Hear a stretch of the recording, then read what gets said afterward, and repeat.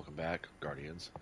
Okay, so as you can see, I've gotten this far with the Guardian games. Now, my opinion about Guardian games still holds true. Doesn't mean I didn't want to do the activity. I just think that people let it get to them and tilt them way too much.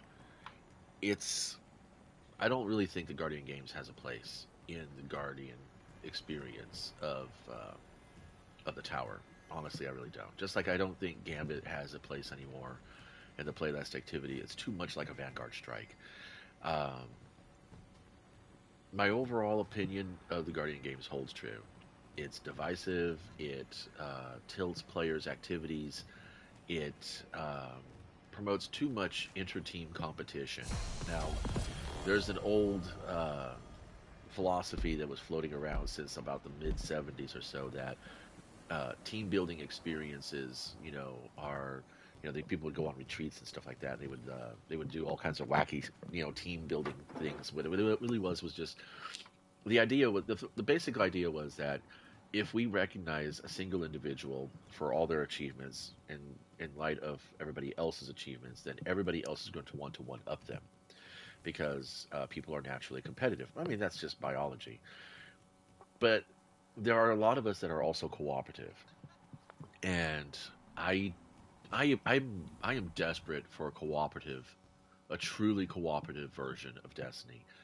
Um, it's kind of weird, but I know I try to not go back to Destiny 1 too much because there was a lot there was a lot aesthetically about Destiny 1 that I genuinely miss. I miss the cooperative feel that was prevalent in Destiny 1. All of the so-called strength in our community of players and designers that goes on and on and on that Bungie likes to tout out there and you know and parade around us is what it all came about naturally in Destiny, because most of us who were buying into Destiny were either fans of Halo who had gotten tired of the toxic PvP and the repetitive narrative that was going on amongst the games. I left Halo after the fall of Reach, after the Halo Reach story came out and went through. I was like, that's it. My Halo experience, I feel, is complete. Yeah, I still followed along with the storyline about the Forerunners and the Didact and all that stuff. Um, but I was like, we don't need that. We didn't need that. This was a story about the Master Chief. He was our protagonist. We played that character. It was a dark ride game. You didn't have free roaming open world experiences. You didn't get to name your guardian like we do here. Which actually we still don't get to name our guardian. I would not be called artist poet if I was able to name my guardian in this game. I think you can. I don't know. I don't have to look that up. But anyway, point being is that there's a lot of competition in Destiny 2. Destiny 2 seems to be more driven by like, competitive playlist. I've been in the competitive playlist. I did this activity. I mean, I will have opinions and say that I don't enjoy playing these activities, but it doesn't mean that I won't try to play those activities because a person's attitude towards something can be changed through experience and enlightenment or education, really. Um, Awareness. So I was like, okay, okay. So let's just give it a chance. Let's go for it. And I did. I pushed myself to go for it, and I got the platinum podium. We're already laureled up and stuff like that. And I was even tower leader for an afternoon. I had the full Roman candle looking glow all around my character for a brief moment, and it felt okay, but at the same time, I was like, this is just getting in the way of my playing experience. Still, I go into matches now that I have that stupid laurel on my left shoulder and the laurels on my head. Um, that shows up in PVE, and I think it shows up in PvP too. And it just, I mean, no wonder I'm a fucking target the last week. Everybody's out to compete. Everybody's out to show they're better than you. I don't care. I'm sorry. Um, like that Roman candle glow right there that Warlock has. I had that for a while I was at the tower. It goes away once you leave the tower or when somebody else takes the position. I mean, we don't need to see the employee of the month or the tower or the guardian of the moment. It's kind of like the joke in Elder Scrolls Online where it's like, you can be emperor for X million. in gold and or a PayPal donation. There are clans out there that will carry you through PvP in Cyrodiil in the Elder Scrolls to actually get you the Emperor title. And no, they're not playing your account. They're literally just they form a freaking army around you, and then just you spend the afternoon just sweeping through the maps, um, sweeping through the zones, capturing keeps, and then taking Cyrodiil. Uh, yeah, it's a thing. Go look it up. But no, I'm not ever going to do that because I just don't feel the PvP experience in Elder Scrolls Online is what I play Elder Scrolls for. It's the RPG adventuring. Um, yeah, and so that's basically the point I wanted to make is just an update video for the Daily Destiny about Guardian Games. Let you guys know that yeah, I got the platinum. Me, Mister, I don't care about these titles and trophies and triumphs. I just did it. I grabbed the bounties and I just went in and I did activities and I'm done. I mean, I'm done. I'm going to finish up you know, my as you can see, these are already expiring. I'm going to finish up the calibrations and Guardian Games medallions. This is continue depositing medallions to the podium to earn gear and contribute towards your classes. I'm a Guardian. I'm a light bearer. I'm not a hunter. I don't see myself as that anymore. I play one character. I play a Guardian. That's how I see it. That's how I want to see it. That's how I'm going to see it. And maybe, after the Light Dark saga is done, maybe Bungie will actually just make us all just light bearers. And you can go into your class, not your class abilities. You can go into your abilities and pick and pull, all the things you want to play as, and people can really get into some real build crafting. And I mean, if that's a potential, if that's something that might actually happen, how that's actually really good, but it's still a shit gun compared to everything else I have. I mean, it fires slower, it fires weaker. Let me check this out. Look at that. Too many red bars. Too much red on this side of the comparison. I don't want that. That's how I judge my guns. That's how I do it. Um, that's kind of silly. What has this guy got? um, yeah, still too much red. Still too much red. It needs to be all green for me to replace it. It's true. My son said that. Yeah, don't worry about the crafted gun. It just levels up, and eventually you're going to see that it's going to outperform everything else in that class. I'm like, oh, okay.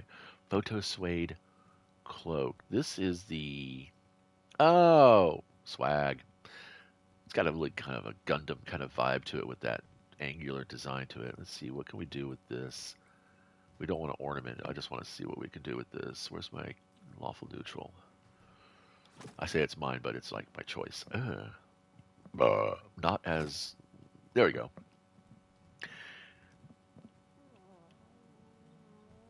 That's kind of cute. Very vampire-esque. Let's do that. There you go. I am Strahd, the leader of the vampires of Petrovia. Anyway, sorry. But yeah, that's kind of all I really wanted to share. It's like, just because I say something is uh, is bad for the game experience or not something you should be focusing on, doesn't mean I'm saying you shouldn't play it. It really means is that don't get your ass tilted if you're not getting progress. If you're not getting progress, step back and figure out why you're not getting progress. Most times it's going to be you. You're not understanding how progress is achieved, or you're not using the right tools, or you're not getting into the right activities. There's tons of hours of video. There are hours out there and pages of Reddit that will talk to you about how best to do this activity. If you're just trophy hunting, if you're just looking for triumphs and looking to clear objectives, then go for it. Then knock yourself out, have fun, do you, man. That's really okay. I'm just saying, I'm sharing my personal opinion and my direct experience with such things. Is that we don't know what's going to happen in Destiny. Enjoy it while it lasts, because Destiny 2 could end up, oh, you got to go out of the tower and come back. This is still a bug, man. This has been a bug for years since the first Guardian games. Anyway, you know, if Destiny 2 taught me one major important thing is that it's good to have attachments. It's good to be connected to the past.